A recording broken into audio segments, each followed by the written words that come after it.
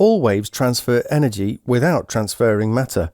Oscillations or vibrations are passed along instead of the particles themselves. Longitudinal waves are those in which the direction of the oscillations is parallel to the direction of energy transfer, that is, the direction the wave is going. Examples of these are sound waves and seismic P waves. The P stands for primary because they're the faster out of the two. In longitudinal waves, particles bunch up, we call these compressions, and when they're spread out, we call these rarefactions.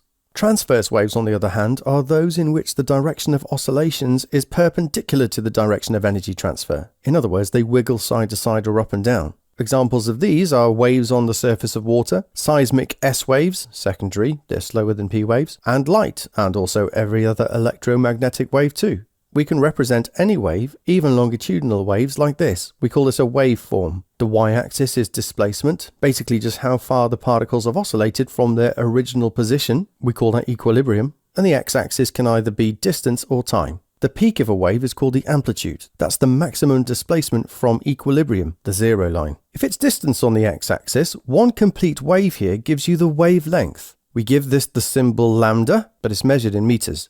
However, if it's time on the x-axis, one complete wave now gives you the time period instead, capital T for short. This is the time it takes for one complete wave to pass, measured in seconds. Frequency, on the other hand, is how many waves pass a point every second, and the unit is hertz. So frequency and time period are the opposite. In fact, they're reciprocals of each other. So we say frequency is equal to 1 divided by time period, f equals 1 over t. You can often be asked to find frequency from a waveform like this. And so that means you need to measure the time period, then just find the reciprocal. Easy. The wave equation is this: v equals f lambda. Wave speed equals frequency times wavelength. A ripple tank will tell you what frequency the water is being oscillated at. To get the speed of these waves, we measure the distance between 10 peaks, then divide by 10 to get the wavelength, say, and then just use the wave equation to get the speed of the wave. You could also just time how long it takes for a ripple in a tray of water to travel the length of the tray 10 times. Then just do total distance divided by time to get the speed that way. The speed of sound waves can be measured by attaching a microphone up to an oscilloscope, for example. If you clap once next to the microphone, the sound can echo off a wall a known distance away and it comes back to the microphone. Then you can just use the oscilloscope to measure the time it took to travel, then do total distance divided by time. Sound waves cause the eardrum to vibrate, which is converted into a signal that travels to your brain. The human ear can hear frequencies between 20 Hz and 20 kHz, 20,000 Hz. Any frequency above this is called ultrasound. Whenever sound waves reach a boundary between two different materials, some of it goes through. We say it's transmitted, while some is reflected. This is the case when we emit ultrasound into a person's body, and a computer times how long it takes for it to return off different layers, allowing it to build up an image of what's inside. This allows us to scan babies safely. We can also time sound waves in water to build up a picture of what's under a boat or around a submarine. This is called sonar. We've mentioned seismic waves already, but you also need to know that while longitudinal P waves can travel through liquids, transverse S waves cannot. That's how we've come to the conclusion that the Earth has a molten outer core. There's no aftershock felt when an earthquake happens on the other side of the Earth, which suggests there must be a liquid center. When waves reflect off a smooth surface, like a mirror, we say that's specular reflection. The angle of incidence will be equal to the angle of reflection. All of these angles are measured from the normal, which is the line we draw perpendicular to the surface. If light is scattered off a rough surface, we call this diffuse reflection instead. EM, or electromagnetic waves, are special because they don't need a medium to travel through. They're the only waves that can travel through the vacuum of space. There's a range of wavelengths in the EM spectrum, which we split up into these sections. Radio waves, microwaves, infrared, radiation, visible light, ultraviolet, X-rays, gamma rays. If you haven't heard the original version of this, it's a certified banger. Link in description. EM waves are produced when electrons lose energy, and they lose the energy as an EM wave. The higher the frequency, the more energy the wave carries, and the shorter the wavelength. The only exception are gamma rays, which are actually emitted by nuclei instead. That means they carry a lot more energy, and that's why they're dangerous. All of these waves, however, can be absorbed by electrons. This allows the retina in our eyes to detect light, for example, phone antennas to receive radio signals, and your face to absorb infrared from the sun and feel heat. UV, X-rays and gamma rays carry so much energy though that they can cause electrons to leave their atoms. The atoms have been ionized. This can be dangerous if absorbed by DNA in cells, as this can cause mutations that can lead to cancer. While some EM waves can be dangerous, we can use all parts of the spectrum for communications, cooking, heating, imaging, medical treatments and more. When light waves move from one medium to another, say air to glass, their speed changes. In this case, the wave slows down and the wavelength also decreases. Instead of drawing the wavefronts from above, like what you see above water, we can just draw a ray to show the direction that the light is moving. A change in medium also results in a change in direction. This is called refraction. That is, if it's at an angle to the normal, the line we draw perpendicular to the surface. You can think of light always wanting to get away from the normal, but never write that in an exam. If light slows down, it moves closer to the normal, so that means the angle of refraction is smaller than the angle of incidence. That's the angle that it hits the surface at. Now all of these angles are measured from the normal, so that means you must have your protractor with the zero on the normal. Never have it flat on the surface. It's always perpendicular to the surface.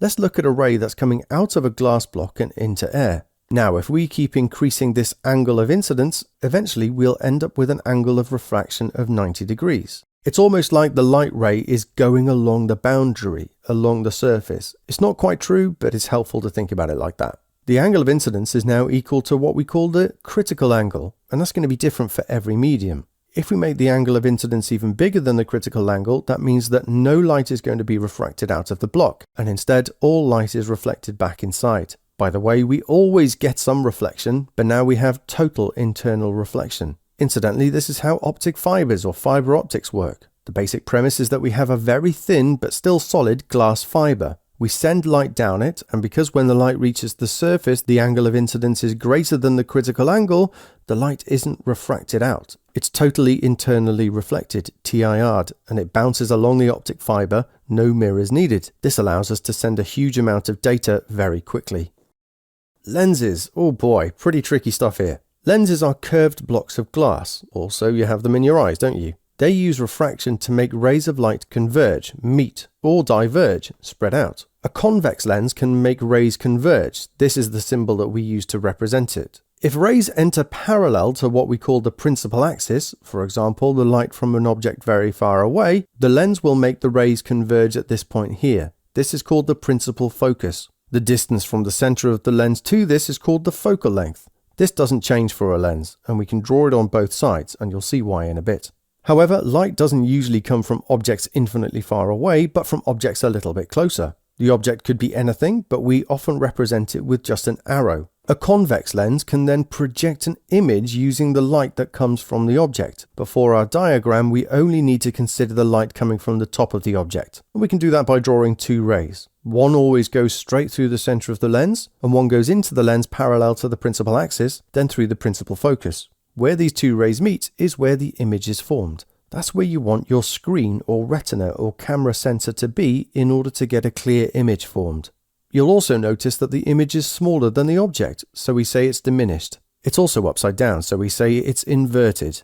Things get a bit trickier when the object is very close to the lens. Now, the rays don't meet, and so we can't get an image formed, it can't be projected. However, if we extrapolate the two rays back behind the lens, they do meet. We can draw the image here. We can say that it's magnified, it's upright, but it's virtual. It's no longer a real image. That means that it can't be projected. This would be what a magnifying glass does, for example. Your eye can then deal with this diverging light to make it focus on your retina, but that means that you see this magnified virtual image, so things appear bigger. Concave lenses always diverge light rays. They always produce a virtual image. With these, our line parallel in goes back through the other principal focus behind the lens. Where it meets the other ray is where the virtual image is. This image is also diminished and upright, as you can see.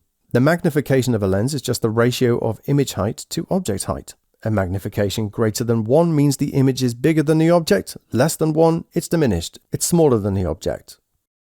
What we perceive as colour is a result of different wavelengths of light being emitted by a source or reflected by an object that are then absorbed by the cells in our retina. Most objects will absorb some wavelengths of light while reflecting others. For example, chlorophyll in plants absorb longer red wavelengths of light, which is why leaves appear green. It reflects those shorter wavelengths. This ball looks blue in sunlight because it reflects the blue wavelengths of light. If you only shine red light on it though, it will appear black, as that red light will be absorbed and no light is reflected.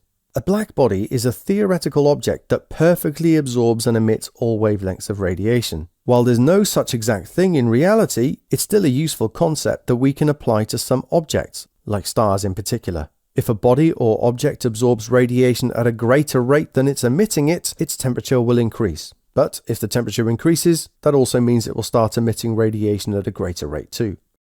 So I hope you found that helpful. Leave a like and a comment if you did, and click on the card to take you to the playlist for all of the papers, and don't forget to check out the Science Shorts app to help you test your knowledge.